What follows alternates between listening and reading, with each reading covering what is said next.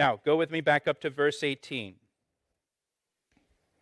where Jesus commanded his disciples to go to the other side of the Sea of Galilee. And I told you to underline that phrase, the other side, because it's important for understanding the story here. I have a picture for you. If you want to bring up that first map for me. This is a satellite view of the Sea of Galilee. Capernaum is way up there in the left-hand corner. That's where Jesus was headquartered. He's going to go down here to the southern end of the Sea of Galilee in this story. The Sea of Galilee is actually a freshwater lake, and it is about 13 miles long. It's about 7 miles wide at its widest point. And here Jesus commanded his disciples, you can just leave that map up. Jesus commanded his disciples to go to the other side. It's not a suggestion, it's a command. We're going to the other side. Now here's what you need to know to understand this story. Jesus commanded his disciples to do something they would never do. They would never go to the other side of the Sea of Galilee for two reasons. First, the other side of the Sea of Galilee is an area which is called the Decapolis. The Decapolis. Decapolis means 10 cities. There were 10 Roman cities on the other side of the Sea of Galilee. The other side of the Sea of Galilee was Roman. It was Gentile. It was pagan. It was full of idolatry. It was full of temples to idols and all kinds of immorality and uncleanness. And the disciples, being devout Jews, would never go to that side of the lake. It's all heathen over there. It's all pagan. It's all unclean. We don't go over there to that side.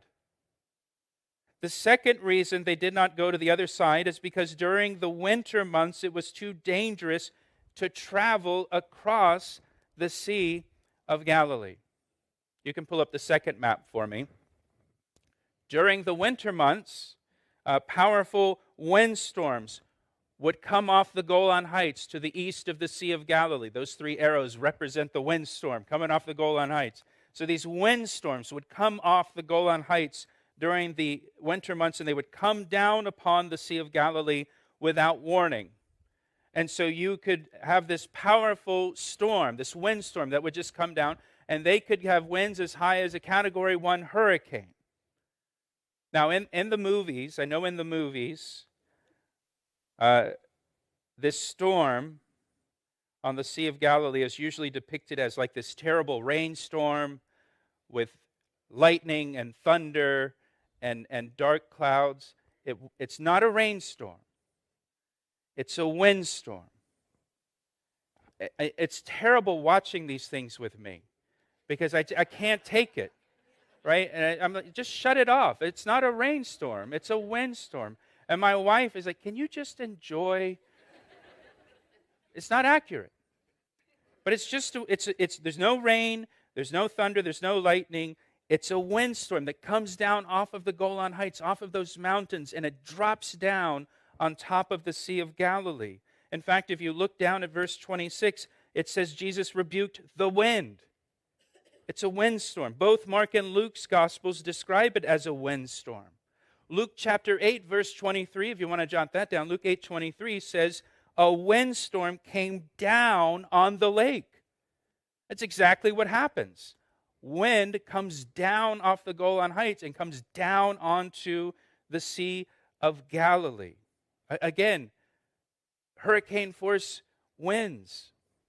So you can have sunny skies, flat, calm seas, and then suddenly one of these windstorms drops down on the sea, and you're in trouble.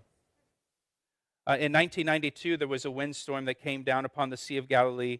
It had winds in excess of 60 miles an hour, and it created 10-foot seas. In a moment, flooded the city of Tiberias. And these storms happen in like the winter months. So during the winter months, fishermen stayed close to shore in case of windstorms. They wouldn't cross the Sea of Galilee. So picture the scene here. As we saw back up in verse 18, huge crowds of people are pressing against Jesus, coming to Jesus, and Jesus turns to his disciples and he commands them saying, we're going to the other side. And I would bet his disciples said, What did he just say? Did he say we're going to the other side? We don't go to the other side, especially not this time of year. We're not going over. What is he talking about, the other side? Listen, give me your attention. Sometimes the Lord will put us in a situation that we ourselves would never put ourselves in. Sometimes the Lord will put us in a situation that we would never choose for ourselves. Sometimes the Lord puts us in a situation that we try to avoid. And we can tell you several reasons why it's bad for me to be in this situation. But the Lord puts us in that situation. The Lord says to us, come on, let's go to the other side. And we say, whoa, wait a minute. I don't go to the other side. I've never been to the other side. I don't want to go to the other side. I like this side. I'll go anywhere you want me to go on this side over here. You tell me where to go over here. I'll stay over here. I'm happy to go. But I don't want to go to the other side. I'm afraid of the other side. The other side scares me. And why does God do this? Why does God take us to the other side of the sea, so to speak? Well, in the Old Testament, when God brought the children of Israel out of Egypt, He immediately brought them out of slavery in Egypt into the wilderness, into the desert. And in Deuteronomy chapter 8, verse 2, Moses tells the children of Israel why God brought them into the wilderness. He said, "The Lord your God led you all the way these 40 years in the wilderness to humble you and to test you, to know what was in your heart, whether you would keep His commandments or not." And this was the purpose. And this is why God takes His disciples to the other side, to know them, to test them, to see what is in their heart, whether they would keep His commandments or not. And so too with us. God will put us in a situation, God will put us in a trial that we would never choose for ourselves, that we try to avoid. He will put us into that trial that's very uncomfortable for us, a trial that we don't want to go into, a place we don't want to go to, and He does it to know what is in our hearts and to see whether we will keep His commandments or not. Will we trust Him in the trial? Will we believe Him? Will we still believe His word when we get out into the middle of the Sea of Galilee and a storm arises? And there's waves, and there's wind, and there's water swamping the boat.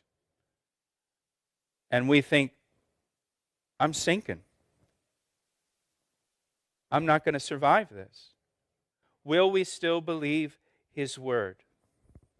That's what this whole trip to the other side was really all about for the disciples. Will they believe the words of Jesus? Will they trust Him even when a storm arises and it looks like they're going to sink and they're not going to get through it? Will they trust Him?